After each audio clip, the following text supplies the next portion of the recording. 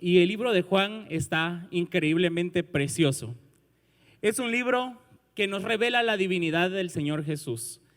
Y en estos días, está más adelante, pero me arde el corazón. Quiero que pongas la primera foto, Armando. Veía yo esta imagen y de verdad que así me sentí cuando estaba yo leyendo el libro de Juan. Y esto está en Lucas. Cuando Jesús resucita, se aparece a los discípulos. Primero manda con unas mujeres a decirles que él ya había resucitado. Unos ángeles encuentran dos mujeres cuando van a buscar a Jesús y dos ángeles le dicen, el que buscan ya resucitó, y ellas se van y le cuentan a los demás, ¿verdad? Pero luego sucede esta escena donde los discípulos van caminando con Jesús, pero él no se les había revelado, y llega a la casa de ellos, parte el pan y entonces ellos abren los ojos y se dan cuenta que era Jesús, y ellos dicen estas palabras en Lucas capítulo 24 verso 32, y se decían el uno al otro, ¿no ardía nuestro corazón en nosotros mientras nos hablaba en el camino? Y cuando nos abría, ¿no ardía nuestro corazón cuando hablaba con nosotros? O sea, y cuando nos abría las escrituras, o sea, de verdad que leer la palabra de Dios es delicioso, es rico, te llena, te sacia.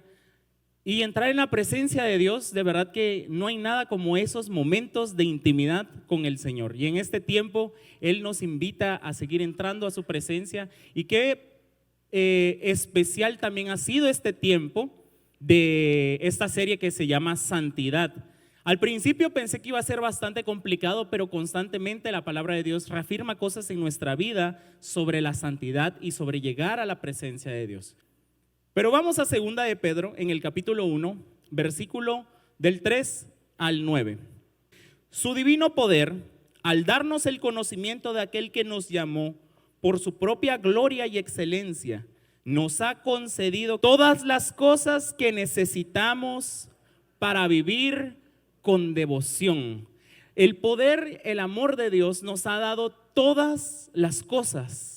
Hay muchas cosas que nosotros ponemos en oración. Hay cosas que venimos acá en el día de hoy a orar. Y hay sentimientos que nosotros tenemos constantemente donde parece que perdemos aquello que estamos buscando o que no logramos alcanzar aquello que anhelamos. Y a veces en oración nuestro corazón se empieza a sentir desesperado porque pareciera que Dios no nos escucha, pareciera que Dios no está atento, pareciera que estamos pasando un desierto y no nos damos cuenta que el que camina con nosotros permanece con nosotros, y aún en medio del desierto Él está proveyendo todas las cosas que necesitamos.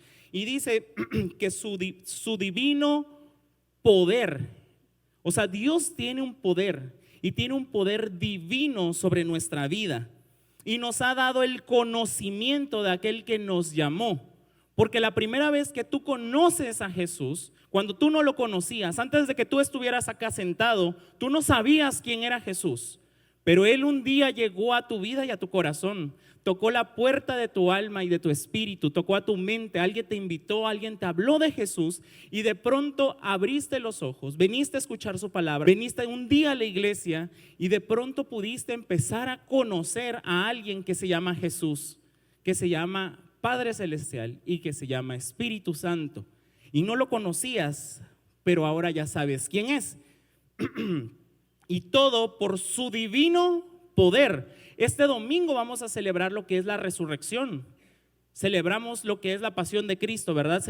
Nosotros no celebramos la Pascua, pero celebramos la muerte y la resurrección de Jesús. Y no solamente lo debemos de celebrar este tiempo, sino nosotros lo celebramos todo el tiempo. Cada vez que un pecador se arrepiente, cada vez que un hijo de Dios es reconciliado, cada vez que un alma es rescatada de las tinieblas y viene a conocer a Jesús, algo maravilloso está ocurriendo. Y estamos celebrando constantemente todas las personas nuevas que le entregan su vida a Jesús. Entonces, este fin de semana vamos a celebrar esa parte para recordarnos que fue por medio de su amor, su gracia y su misericordia, pero sobre todo el divino poder para resucitar de los muertos.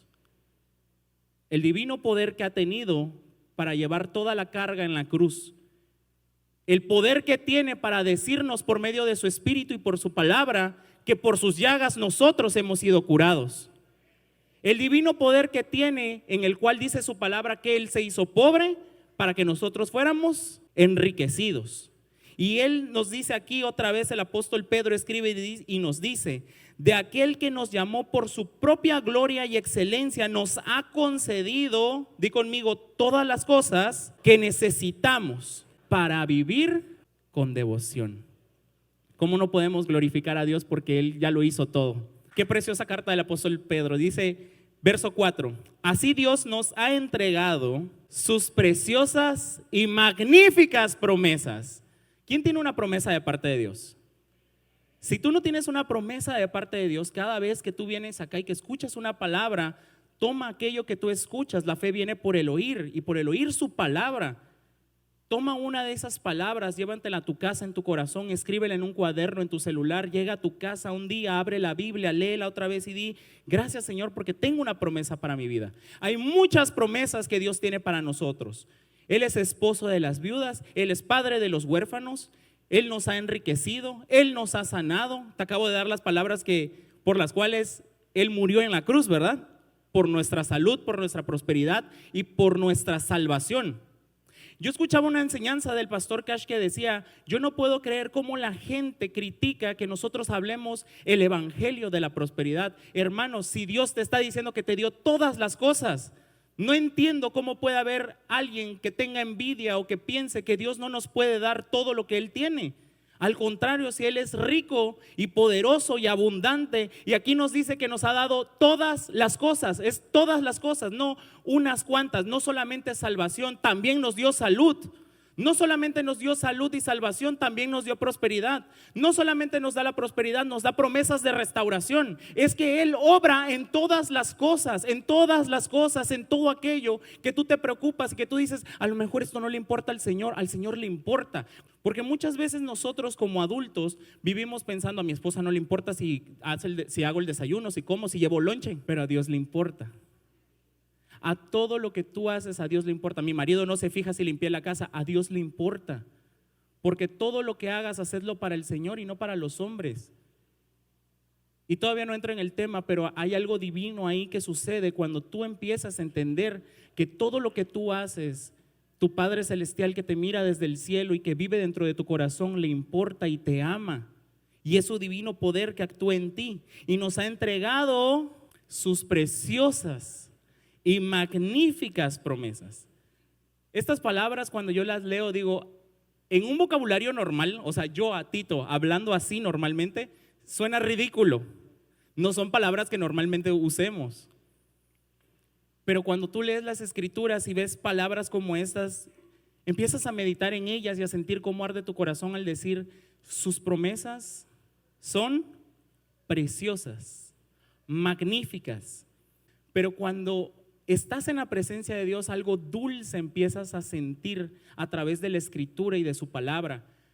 Y no solamente cuando tú la lees, sino también cuando la escuchas, cuando estás en un servicio y pones toda tu atención a la palabra, porque vas a recibir algo que vas a sentir dulce y refrescante en tu espíritu y en tu ser. Lo que tú hoy estás recibiendo, un día te toca compartirlo.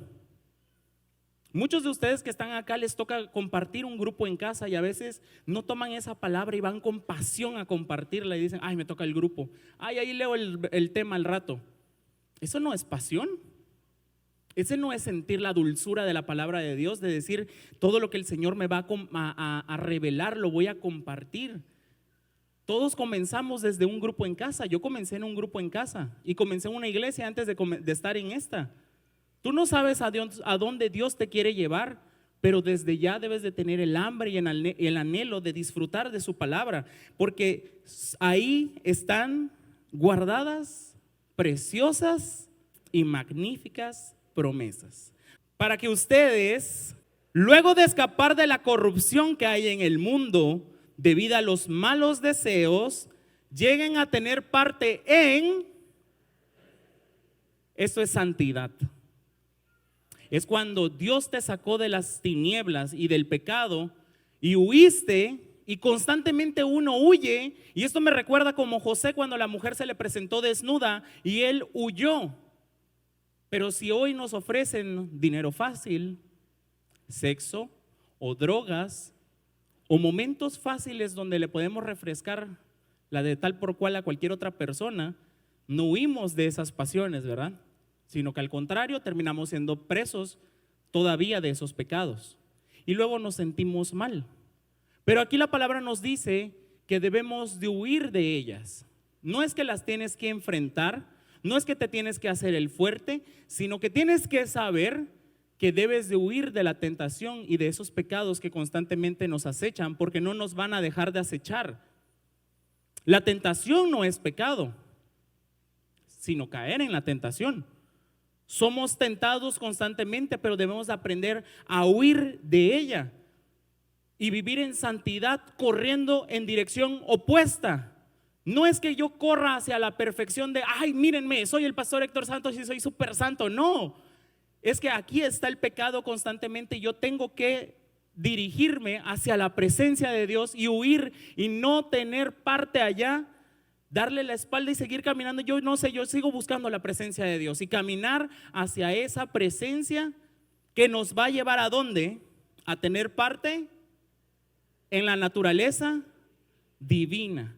Y uno empieza a preguntarse, ¿y cómo es tal naturaleza divina? ¿Qué pasa cuando corres en dirección a la santidad? ¿Qué pasa cuando tú empiezas a buscar más al Señor? ¿Qué pasa cuando empiezas a tener hambre y sed de su presencia, de su palabra, de adorarlo, de santificarte, de apartarte del pecado y de decir, ya no quiero esto, aunque sí lo quiero, ¿verdad? Pero ya no voy a prestar atención a lo malo, ahora voy a caminar hacia donde el Señor me está dirigiendo. Tenemos preciosas y magníficas promesas en las cuales debemos de fijar la mirada. Cuando uno está huyendo del pecado, uno dice, ay, no voy a pecar, no voy a pecar, no voy a pecar, no voy a pecar, no voy a pecar. Cuando estás pensando no voy a pecar, estás pensando en el pecado.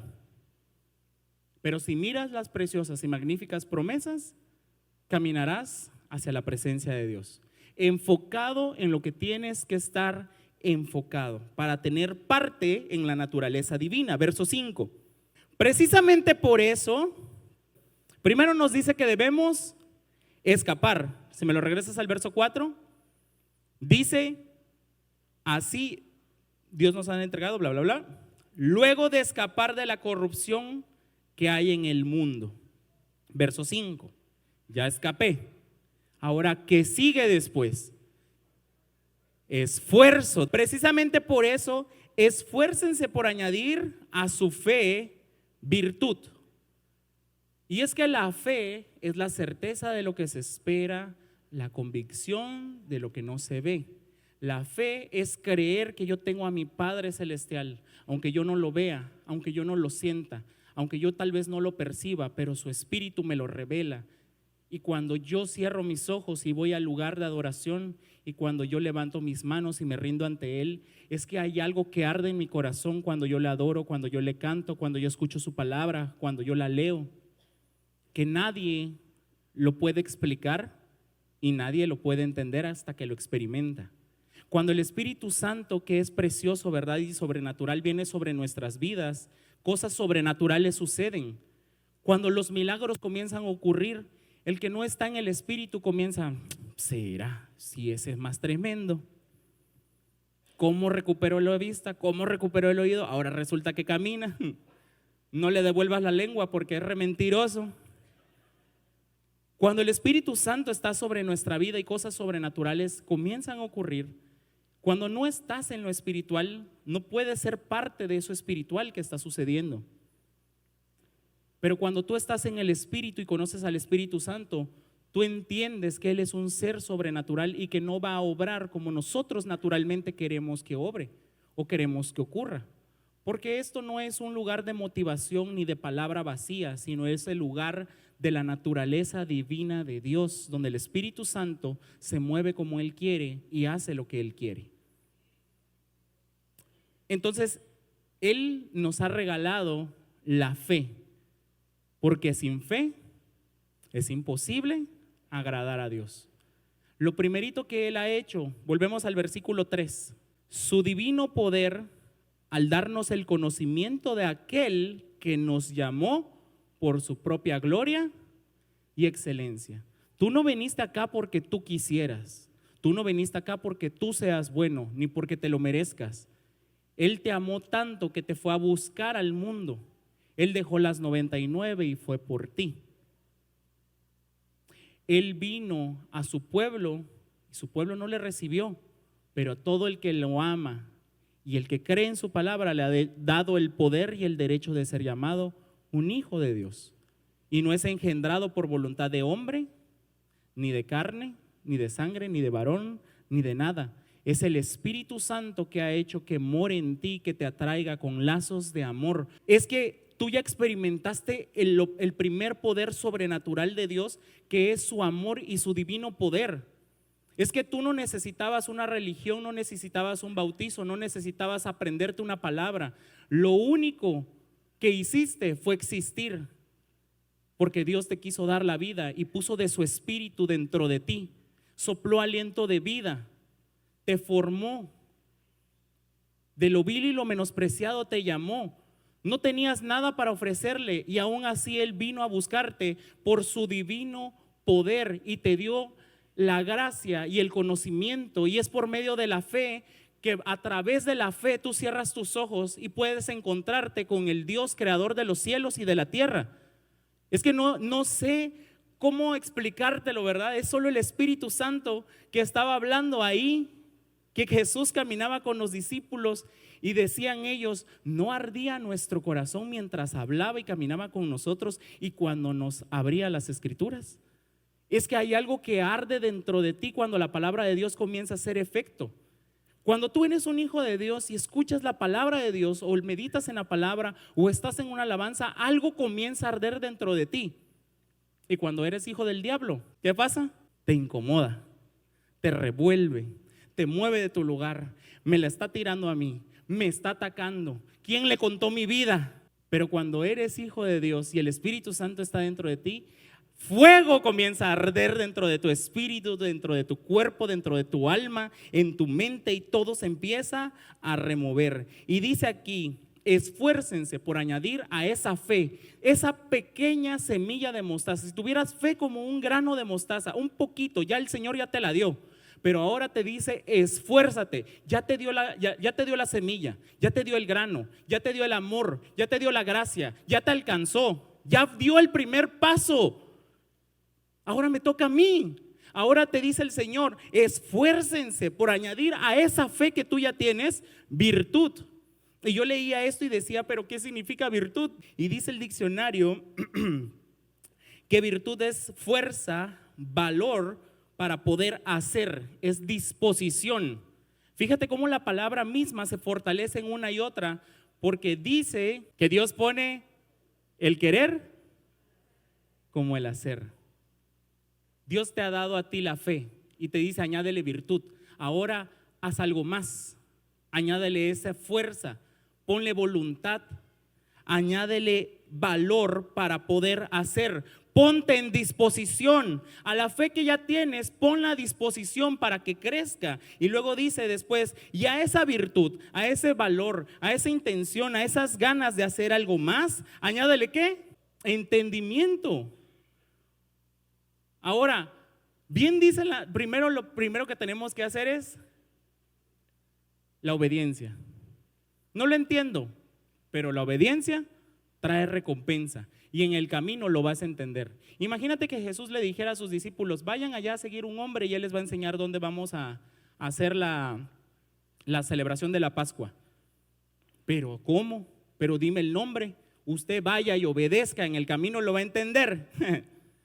No hubiéramos sido buenos discípulos, ¿verdad? Muchas veces no entendemos las cosas, pero ahí vamos caminando y con el proceso y con el caminar en el Señor vamos entendiendo. Pero dice el Señor: primero tenés fe, ahora esa fe añádele virtud, ahora esa virtud añádele entendimiento, porque no todo el tiempo lo vas a hacer por hacer. Mientras estás sirviendo, dile al Señor que te revele por qué te está poniendo en ese lugar, para qué te quiere en ese lugar, por qué es que estás ahí, porque Él te quiere revelar algo más. No solamente estás ahí porque sí, sino que ahí vas a añadir entendimiento. Y después dice: y ahora a ese entendimiento, versículo 6, agrégale dominio propio. Ahora agrégale dominio propio. Ya tienes la fe, ya tienes la voluntad y la disposición. Ya viene el entendimiento. Ahora añádele dominio propio, porque cuando tú le empiezas a servir a Dios y empiezas a entender más cosas, uno empieza a decir, no, como que ya no vale mucho la pena, porque ya me estoy metiendo mucho y ahora ya no aguanto tanto. Me gustaba más ser oveja que empezar a ser cristiano. Me gustaba cuando me hablaban de Jesús al principio, porque cuando yo conocí a Jesús, a mí me dijeron, si tú conoces a Jesús, Él tiene promesas magníficas y maravillosas. Y tú decías, wow, sí, las quiero todas. Pero cuando comienzas a caminar en Jesús, recuerda que en el mundo tendréis aflicción, ¿verdad? Y ya no es tan fácil, pero mantén el dominio propio, porque el que comenzó la buena obra, la va a terminar. Y la va a perfeccionar y va a continuar contigo. Y cuando empieces a ejercer el dominio propio, añádele después y permanece. Si usted no es constante, no le va a poder añadir nada de lo demás que el Señor ya tiene para ti. Es que Él tiene buenas y magníficas promesas y estamos huyendo del mal para caminar hacia la santidad de Él, hacia su presencia, para tener parte de su naturaleza divina.